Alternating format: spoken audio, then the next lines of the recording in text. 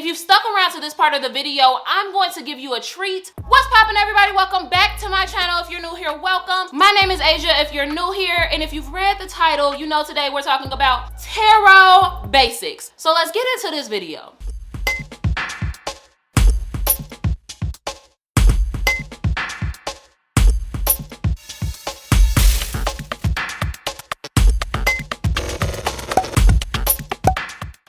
So tarot is really just a form of divination where you could connect to your higher self. The cards use pictures, symbolism, and just really advanced drawing, also based with your intuition, to get answers from the divine, your ancestors, or whoever you think is behind the cards. Pretty much is just a way to see the past, the present, the future, some things that are missing, some puzzles and dots. Just basically a way to put puzzle pieces together so you can connect with your higher self, or you can help someone else connect to their higher self. So if you're reading for a client or if you're reading for yourself, it really just works like you ask a question, think a thought, or you just might want a generalized reading on what's going on if you don't really have a specific question. It just goes by putting your intention in the card, or the client puts their intentions in the cards, shuffling the deck, and then pulling a spread based on the question. There are different spreads for different questions. There are different spreads for different type of readings that you want, for like generalized reading versus specific readings, past, present, future readings, things of that sort. There is a spread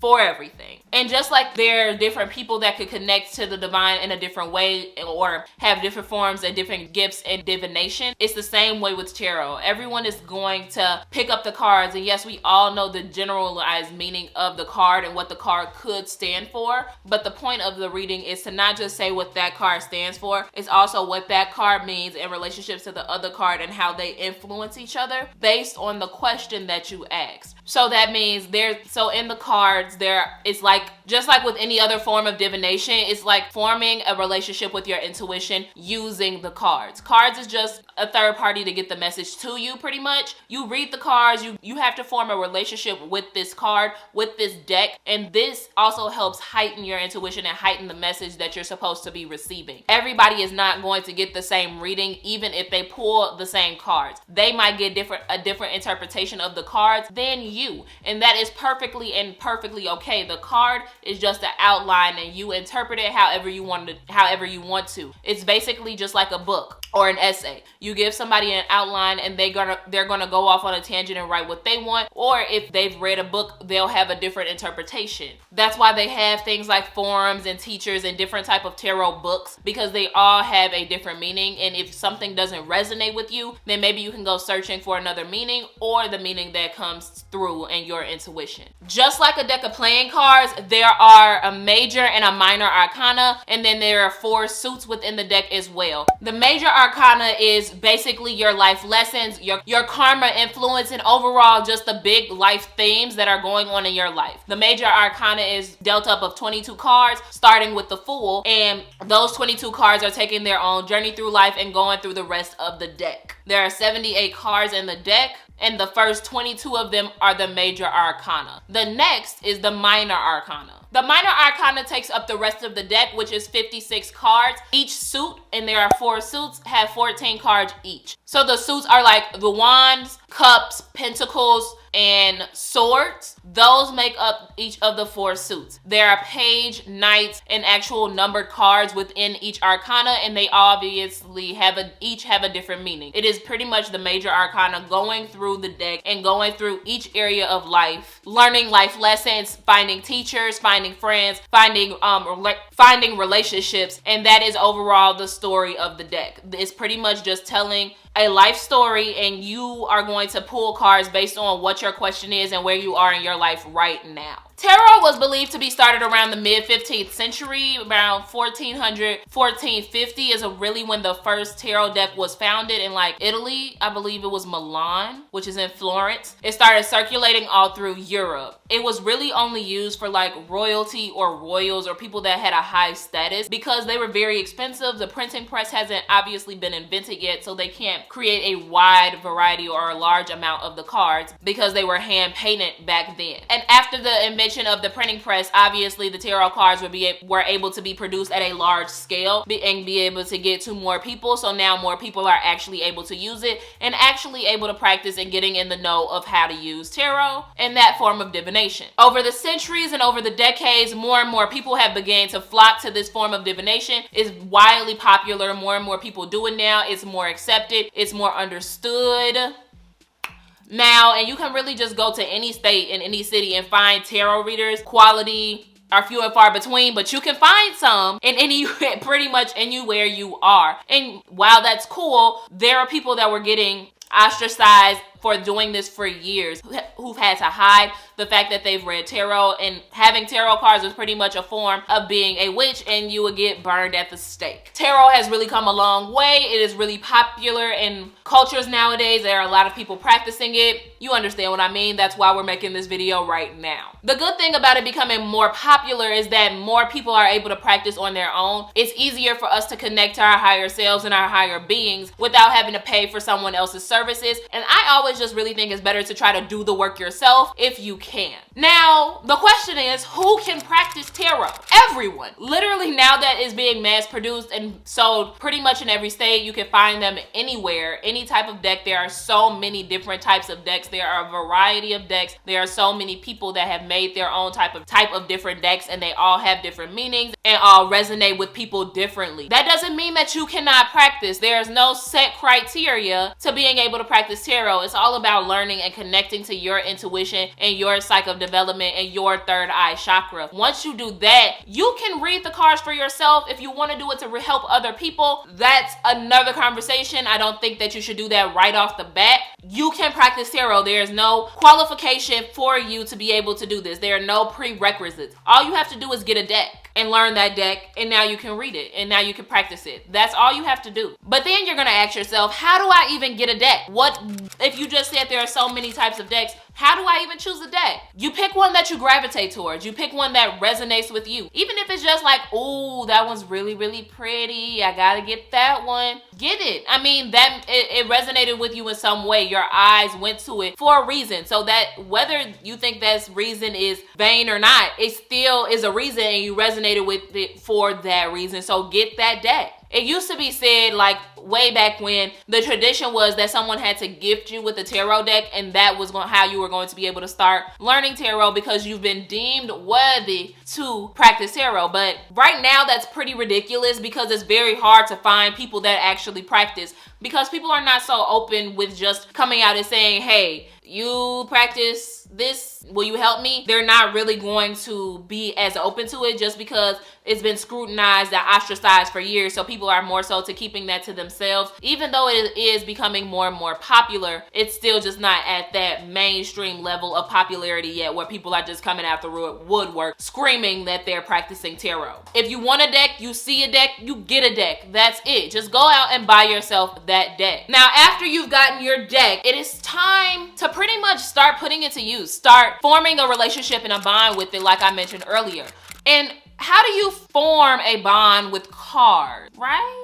Good question, and there are many different ways where you can form a bond with your cards. So say you've gone to the store, you've bought your cards, now you're getting home and taking them out of the box. The first thing you have to do is smudge those cards. You have to get rid and purify all of the energy in your cards. There is a very simple way to do this. You could pretty much grab some sage or some Palo Santo, like I am right now, and smudge. It's pretty much just letting the cards sit in this bad smoke, getting in between the cards, just really holding it over the smoke until you feel like the cards have been completely cleansed, like you no longer feel anybody else's energy. Now, after you've smudged your cards and you've gotten all of that person's energy out of it, set an intention with your card. Just sit there and put an intention in your card. Say, I want to form a bond with this. I want to form a bond with my cards. I want to increase my intuition. I want to be able to contact the divine. I want to be able to contact my higher self and get in touch with my higher self and really see what's going on. Just things like that. Just really setting basic intention, and you don't have to think too hard about it. Just say what you want to do with the cards, what the reason you got the cards were. And beyond that, really start carrying them with you. Maybe having them on your altar or having them in a space space that you're frequently at, having them in your purse, taking them with you when you go to work, sleeping with them under your pillow. All of these different ways of just being with your cards 24/7, it just gives a card, I know this is going to sound silly, but it gives the cards an insight and outlook on your life. Since you are reading for yourself, it needs to know what's going on in your life, how you interact, what different relationships you have, how you handle certain situations, and really just getting to connect to you. Just like you have to be able to form a bond with your cards have to form a bond with you. That way it's interchanging and it's going in an ever-ending loop. And that way you can form and get more accurate readings and more accurate results because your cards know what's going on with you. Your cards already know what's going on with you before you even pull the card. Sometimes when you get so good, the card just jumps out at you. You don't even really have to shuffle. Like sometimes I could literally just be, I'm gonna see.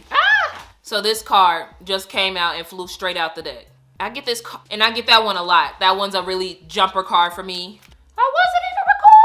And another good way to form a bond with your deck is obviously to use it often. That means you have to start practicing. Start practicing immediately. The longer you wait, the more you're going to put it off. You do not have to know the definition of all the cards. You do not have to know the direct meaning. Actually, when you're starting off, I think it's a good idea to just start pulling the cards, not really reading the book. I feel like, and this is just me, that you should really try to form a bond with your deck immediately and not really go back and try to fall back on the book. I know that they come with books. Most of the decks come with books, and it's really easy to get caught up in what the other person is saying. But like I mentioned earlier, finding a way to do it yourself. Yes, there are so many resources out there, but check the resources afterwards. Don't just go in looking for somebody else to do the work for you. And someone can sit here and tell you what all the cards mean in their interpretation, but my interpretation of what this means and how the cards are read and what I get from the cards might just help you either reinforce the idea that you have, or this just might resonate with you as well, and this might help you in a future reading from my perspective. You should still see your own perspective first, then check back with other people's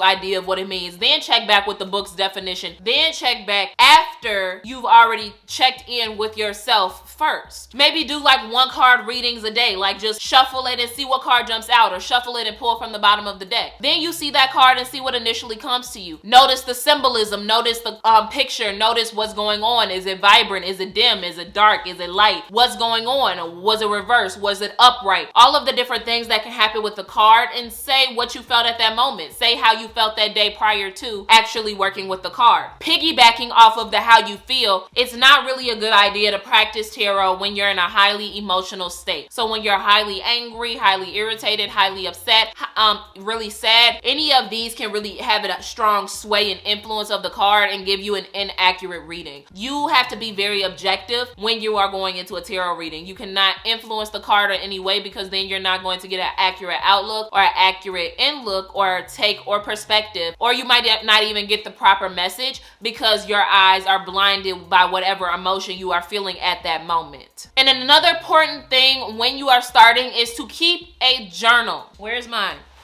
So these are my 2. Wow, we clearly have a theme. Clearly I like pink, but these are my 2 journals that I use to track my readings. I use this one when I'm tracking like the tarot, when I'm using it in relationship to like rituals or spells or astrology when I'm looking at charts. But I use this one for just like straight normal readings when I'm asking like straight questions, like form of divination work. But I like to keep track of my readings because the more advanced I get and the more I pull and the more I practice, I might get different interpretations of different cards, or I might get a more advanced interpretation of a certain card. I just like to go back and look at all of the things that have come up for a certain card. So like the 2 of Swords I mentioned earlier, or you saw me pull it earlier, that comes out for me so much, and it has been coming out for me pretty much since I've started using tarot. I used to have very different interpretations and different meanings from what I got from that card that day.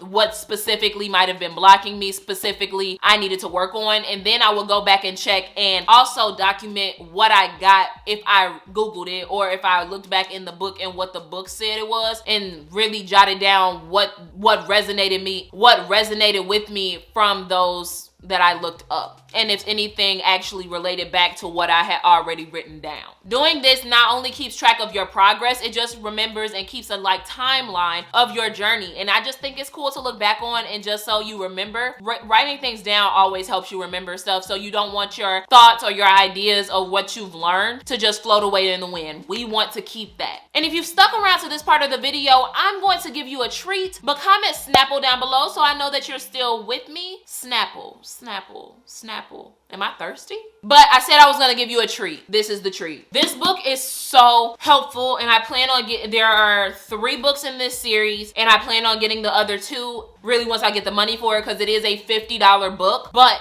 it is so helpful, you guys. And when I said not to look at books, obviously you have to learn about it. Obviously you can't just go into tarot blind, but I feel like this one is very good to like keep track and notice some symbolism. I know for me, it is very hard to notice like symbolism right off the bat, and obviously it'll take me a couple of times to really see everything and learn everything from a card that I'm supposed to. Like I mentioned, the Two of Swords. Let's go find that card. So now we're looking at the Two of Swords. The thing that's really cool about this book is that it shows you the different cards and how they look in some other very popular decks. You can see it tells you the 2 key words that's really associated with the card, and then it gives you other keywords that associates with the card, some images and what the background on the image is. It has some correlations over here. Over here, it gives you the general lesson of the card. Then it goes into traditional meanings, upright and reverse. And then it gives you the lessons in short and more different versions of the drawings and different decks. So it gives you more than you could possibly know about the cards. Like, yes, it's nice to know your own interpretation, but I wouldn't have known that it even had correlations like numbers and signs. That gives you a very different perspective, and off bat, you understand the basic elements and the basic meaning of the card. Like, elements is about the basic nature of something and how someone basically acts, their core nature. This book also tells you like different spreads, when to actually read, what type of questions, how to formulate the question, and just really a lot of different exercises to get you going in tarot. Sometimes it's very hard for people to get started, especially me, without any type of guide, and I just feel like I'm going in somewhere blind and just shooting blanks. So this gives you somewhere to at least start.